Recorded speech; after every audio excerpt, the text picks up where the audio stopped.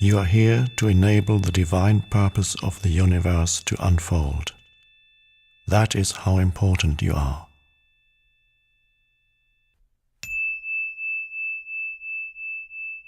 Hello, I'm Connie Kello, the publisher of The Power of Now in Canada.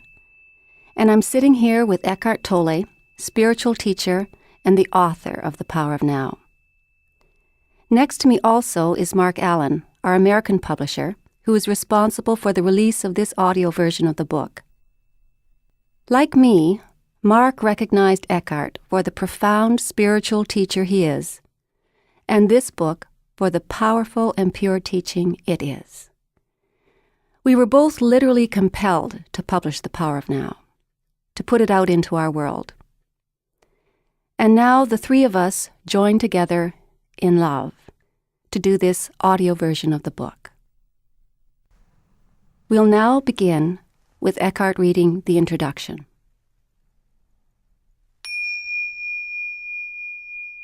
I have little use for the past and rarely think about it. However, I would briefly like to tell you how I came to be a spiritual teacher and how this book came into existence. Until my 30th year, I lived in a state of almost continuous anxiety, interspersed with periods of suicidal depression. It feels now as if I'm talking about some past lifetime or somebody else's life. One night, not long after my 29th birthday, I woke up in the early hours with a feeling of absolute dread. I had woken up with such a feeling many times before, but this time it was more intense than it had ever been.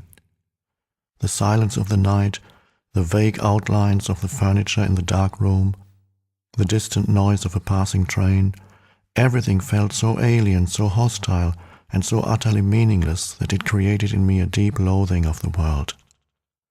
The most loathsome thing of all, however, was my own existence. What was the point in continuing to live with this burden of misery? Why carry on with this continuous struggle? I could feel that a deep longing for annihilation, for non-existence, was now becoming much stronger than the instinctive desire to continue to live. I cannot live with myself any longer. This was a thought that kept repeating itself in my mind. Then suddenly I became aware of what a peculiar thought it was. Am I one or two?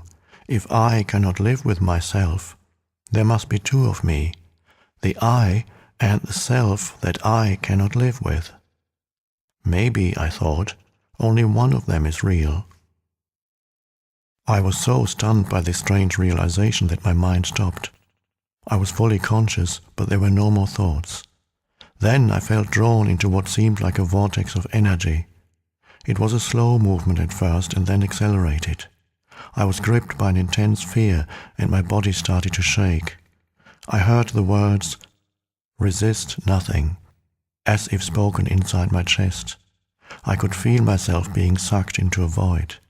It felt as if the void was inside myself rather than outside.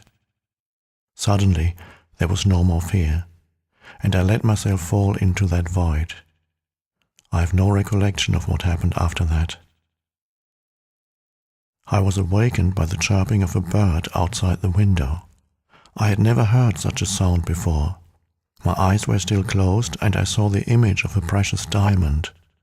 Yes, if a diamond could make a sound, this is what it would be like.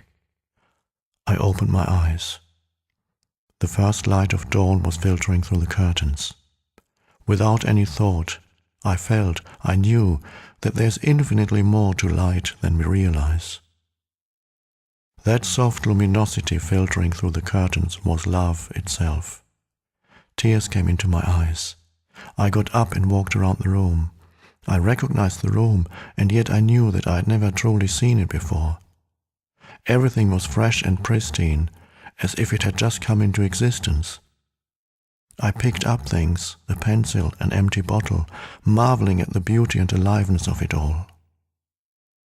That day I walked around the city in utter amazement at the miracle of life on earth, as if I had just been born into this world.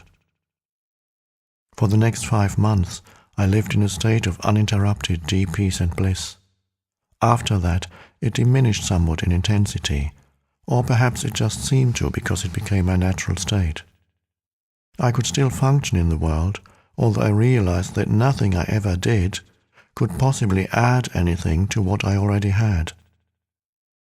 I knew, of course, that something profoundly significant had happened to me, but I didn't understand it at all.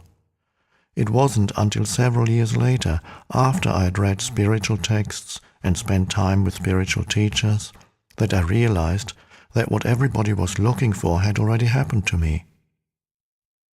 I understood that the intense pressure of suffering that night must have forced my consciousness to withdraw from its identification with the unhappy and deeply fearful self, which is ultimately a fiction of the mind. This withdrawal must have been so complete that this false suffering self immediately collapsed, just as if a plug had been pulled out of an inflatable toy. What was left then was my true nature as the ever-present I am. Consciousness in its pure state, prior to identification with form. Later I also learned to go into that inner timeless and deathless realm that I had originally perceived as a void and remain fully conscious. I dwelt in states of such indescribable bliss and sacredness that even the original experience I just described pales in comparison. A time came when, for a while, I was left with nothing on the physical plane.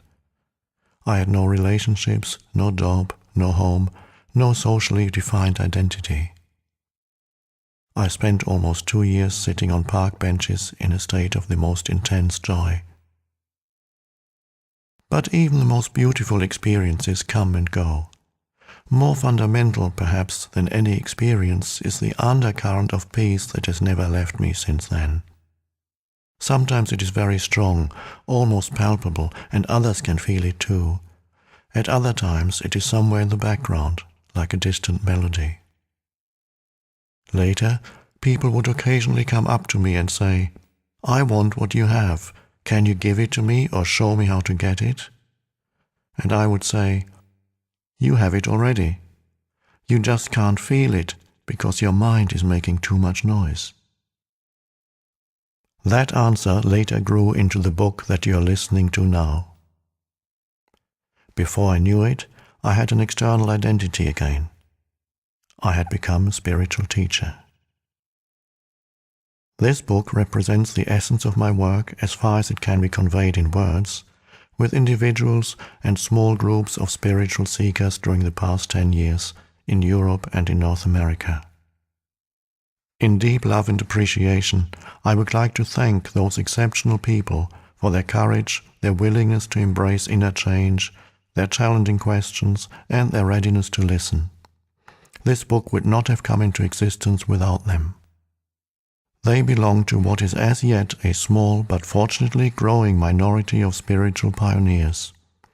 People who are reaching a point where they become capable of breaking out of inherited collective mind patterns that have kept humans in bondage to suffering for eons.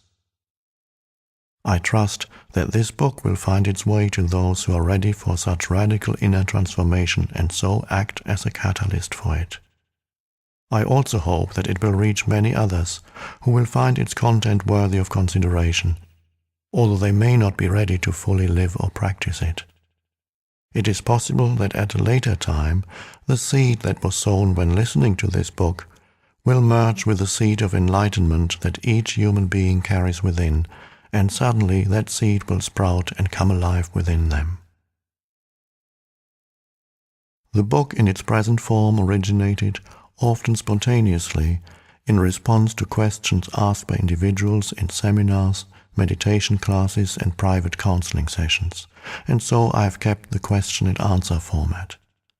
I learned and received as much in those classes and sessions as the questioners. Some of the questions and answers I wrote down almost verbatim. Others are generic, which is to say I combined certain types of questions that were frequently asked into one, and extracted the essence from different answers to form one generic answer.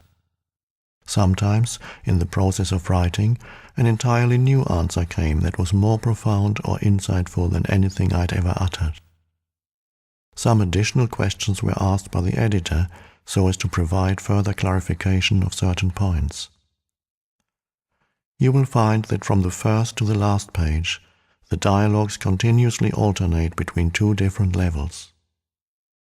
On one level, I draw your attention to what is false in you. I speak of the nature of human unconsciousness and dysfunction as well as its most common behavioral manifestations, from conflict in relationships to warfare between tribes and nations. Such knowledge is vital, for unless you learn to recognize the false, as not you, there can be no lasting transformation, and you would always end up being drawn back into illusion and into some form of pain. On this level, I also show you how not to make that which is false in you into a self and into a personal problem, for that is how the false perpetuates itself. On another level, I speak of a profound transformation of human consciousness, not as a distant future possibility, but available now, no matter who or where you are. You are shown how to free yourself from enslavement to the mind, enter into this enlightened state of consciousness and sustain it in everyday life. On this level of the book, the words are not always concerned with information, but often designed to draw you into this new consciousness as you listen. Again and again, I endeavor to take you with me into that timeless state of intense conscious presence in the now, so as to give you a taste of enlightenment. Until you are able to experience what I speak of, you may find those passages somewhat repetitive. As soon as you do, however, I believe you will realize that they contain a great deal of spiritual power, and they may become for you the most rewarding parts of the book. Moreover, since every person carries the seed of enlightenment within, I often address myself to the knower in you who dwells behind the thinker, the deeper self that immediately recognizes spiritual truth, resonates with it, and gains strength from it. As you listen, the meaning of certain words, such as being or presence, may not be entirely clear to you at first. Just keep listening. Questions or objections may occasionally come into your mind. They will probably be answered later in the book, or they may turn out to be irrelevant as you go more deeply into the teaching and into yourself. Don't listen with the mind only. Watch for any feeling response as you read and a sense of recognition from deep within. I cannot tell you any spiritual truth that deep within you don't know already. All I can do is remind you of what you have forgotten. Living knowledge, ancient and yet ever new, is then activated and released from within every cell of your body. The mind always wants to categorize and compare, but this book will work better for you if you do not attempt to compare its terminology with that of other teachings. Otherwise, you will probably become confused. I use words such as mind, happiness, and consciousness in ways that do not necessarily correlate with other teachings. Don't get attached to any words.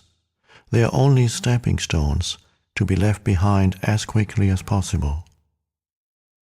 When I occasionally quote the words of Jesus or the Buddha, from A Course in Miracles or from other teachings, I do so not in order to compare, but to draw your attention to the fact that in essence there is and always has been only one spiritual teaching, although it comes in many forms.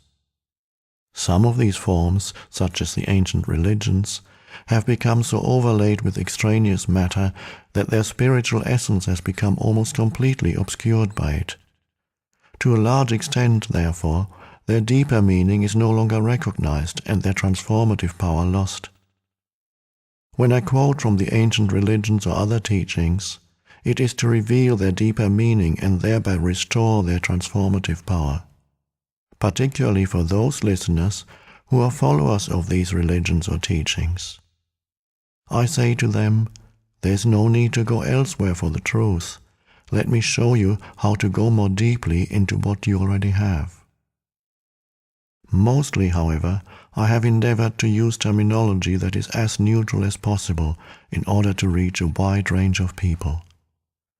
This book can be seen as a restatement for our time of that one timeless spiritual teaching, the essence of all religions. It is not derived from external sources, but from the one true source within, so it contains no theory or speculation. I speak from inner experience, and if at times I speak forcefully, it is to cut through heavy layers of mental resistance and to reach that place within you where you already know, just as I know, and where the truth is recognized when it is heard. There is then a feeling of exaltation and heightened aliveness, as something within you says, "Yes, I know this is true."